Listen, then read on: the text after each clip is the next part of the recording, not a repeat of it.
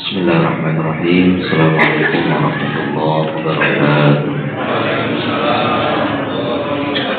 Alhamdulillahirabbil alamin. Wassalatu wassalamu ala habibina wa nabiyyina wa maulana Muhammadin wa ala alihi wa ashabihi ajma'in. Amma ba'du.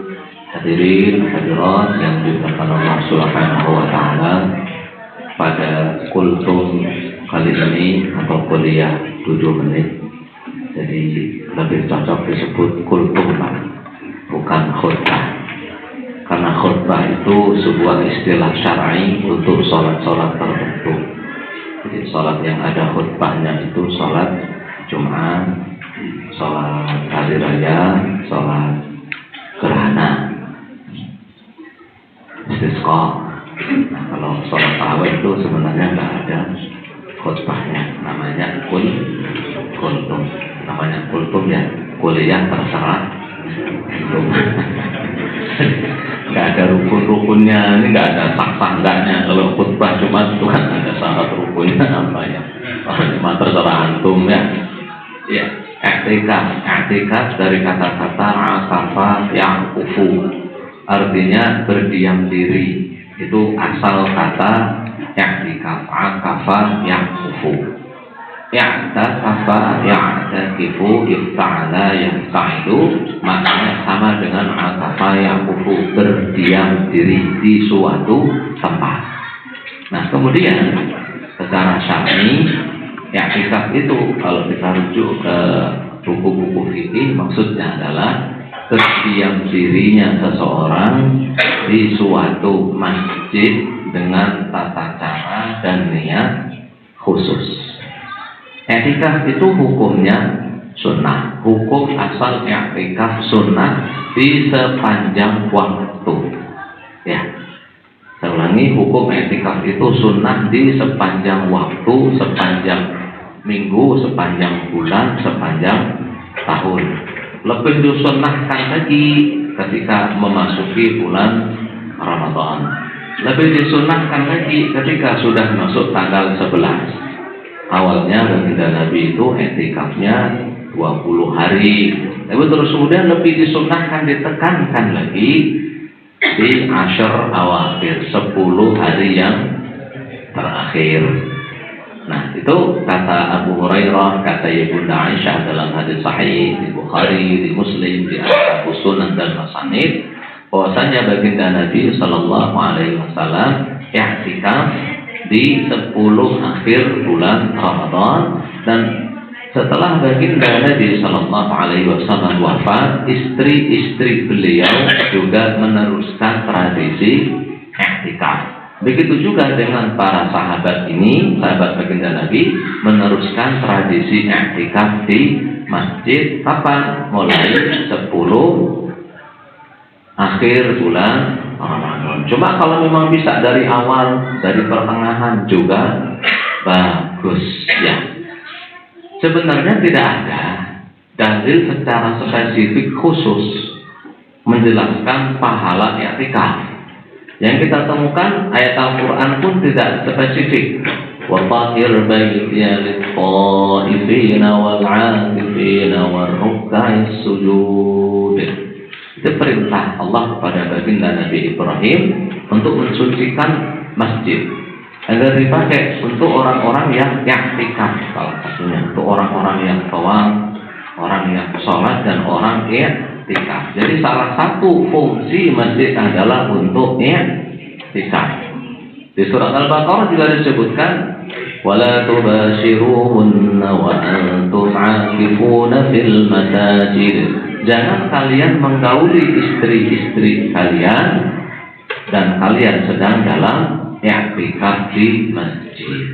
Itu ayat Al-Quran yang menjelaskan i'tikaf, hanya menyebutkan bahwasanya salah satu fungsi masjid itu untuk i'tikaf. Cuma i'tikaf itu pahalanya luar biasa agung kalau benar menjalankannya.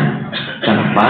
Dalam hadis sahih baginda Nabi sallallahu alaihi wasallam sabdakan, mau tidak kalian aku beri jalan agar kalian bisa dapat unta merah tanpa harus perang, tanpa harus ribut. Unta merah itu sampai sekarang di Arab Saudi termasuk barang koleksi, barang langka. Kalau ibarat kendaraan kayak yang mahal-mahal itu juga ratusan ribu rial, bahkan sampai jutaan rial, ya. Sampai sekarang itu unta merah, unta benar-benar untuk kontes kecantikan, mahal. Kata para sahabat, ya maulah semuanya ya Rasul. Kata baginda Nabi, kalian datang ke masjid, kemudian berdiam diri di masjid, menghafalkan satu ayat, itu lebih utama daripada satu unta merah. Kalau 2 ayat, berarti lebih utama dari 2 unta merah. Kalau 3 ayat, lebih utama dari 3 unta merah. Nah, semakin banyak begitu.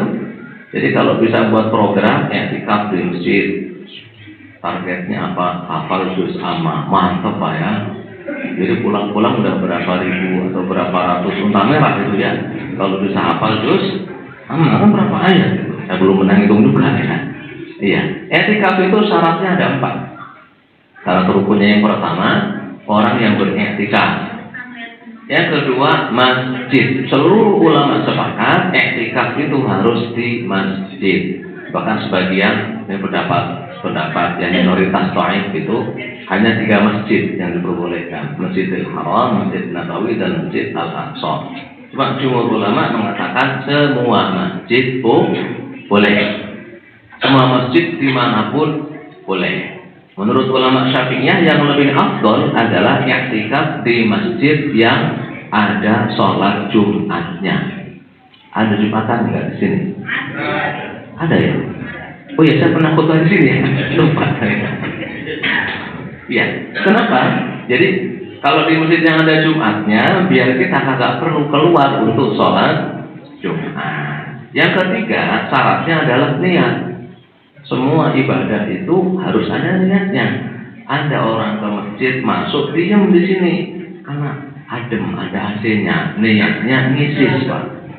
Niatnya ngadem. Dapatnya apa? Adem. Iya, dapatnya adem. Ada yang masuk ke masjid, laki-laki, bapak-bapak, karena di rumah diomelin sama mak lampir. Diomelin sama mak lampir daripada berantem gitu. Datang ke masjid, diem. Niatnya apa? Menghindari ya dapatnya menghindari aja. Ada yang datang ke masjid, niatnya i'tikaf. Yang niat itu di hati ya. Niat di hati, nawaitul i'tikaf fi hadzal masjid lillahi ta'ala. Atau dalam bahasa kita lah, saya niat i'tikaf. Duduk udah. Duduk, mau sholat sunnah apa gitu. Itu yang keempat. Yang ketiga ya niat, ketiganya. Terus yang keempat, al-lubsu fil masjid, harus diam di masjid. Diamnya itu seberapa? Tuh khilaf ya. Ada menyarankan minimal 1 hari 1 malam. Ada mensyaratkan minimal semalam i'tikaf itu.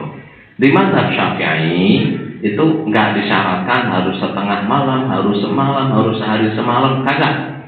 Yang penting diam sejenak saja, barang 10 menit, 15 menit kita datang di sini sambil tarawih dari awal diniati i'tikaf. Itu sudah dapat pahala i'tikaf. Ini lebih pas lah, lebih enak gitu ya. Karena dalam hadis Bukhari saya Umar bin Al-Khattab itu ngomong ke Rasulullah, ya Rasulullah, dulu saya pernah bernazar i'tikaf semalam. Saat jahiliyahnya sudah sekarang laksanakan, jadi tidak harus sehari semalam, sebentar pun sudah disebut sebagai i'tikaf. Jadi enak kalau pakai mazhab yang ini udah capek di masjid, pulang ngobrol dulu, nanti malam-malam jam 2 jam 3 datang lagi ke masjid untuk i'tikaf sampai jam berapa? Jam 3 jam setengah 4 pulang lagi untuk sahur. Habis sahur datang lagi ke masjid. Itu i'tikaf yang sunnah.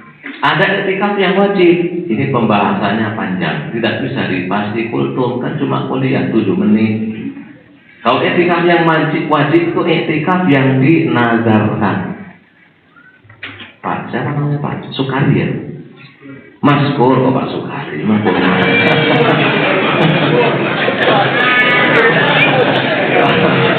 Mohon maaf lupa. Pak Maskur. Kalau Pak Maskur bernazar itu, nazar mau itikaf 10 hari, kapan masuknya, kapan keluarnya itu repot.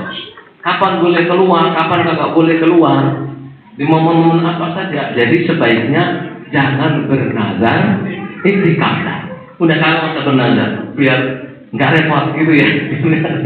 Kalau mau itikaf datang aja, jadinya itikaf sunnah. Apa hikmahnya itikaf? Orang-orang lain itu perlu, mohon maaf ini nggak ada suara luar ya, nggak ada ya. Jadi di agama-agama lain kadang orang itu perlu menenangkan diri dengan cara bersemedi. Tahu Pak ya, bersemedi istilahnya gitu ya. Bersemedi. Atau ada orang olahraga terkenal sekarang gitu untuk menenangkan diri, apa namanya itu? Meditasi gitu ya. Bermeditasi. Iya. Nah, orang Islam itu dikasih yang lebih bagus, lebih jelas aturannya. Nanti saya dipotong nih, kalau nggak kami makanya dipotong ya, jangan di-sharing ya. Nggak mau saja diput. Udah tak bilang dipotong, nggak saya izinkan gitu Pak. Iya. Orang Islam itu sudah punya yang lebih bagus dari meditasi, lebih bagus dari bersemedi untuk mendekatkan hati, pikiran, fokus pada Allah Subhanahu wa Ta'ala, menghilangkan sejenak kepentingan-kepentingan duniawi, fokus bahwa kita ini adalah hamba Allah. Tempat yang paling disukai Allah di muka bumi apa? Masjid. Nggak mikirin baju lebaran, nggak mikirin kue lebaran, nggak mikirin apa, cuma fokus dulu untuk ibadah. Makanya orang-orang yang itikaf itu biasanya Pak, yang mudanya muda beneran atau tuanya tua beneran. Iya. Kalau orang-orang yang masih mudanya muda, iya 30-an, 40 itu jarang bisa itikaf full 10 hari. Kenapa? Anaknya masih butuh biaya, gitu ya biasanya. Kalau yang atau muda beneran yang belum kawin gitu Pak, nggak ada yang gandoli sama sekali ya, nggak mikiri ompreng, nggak harus ngebul atau nggak mikiri, bisa.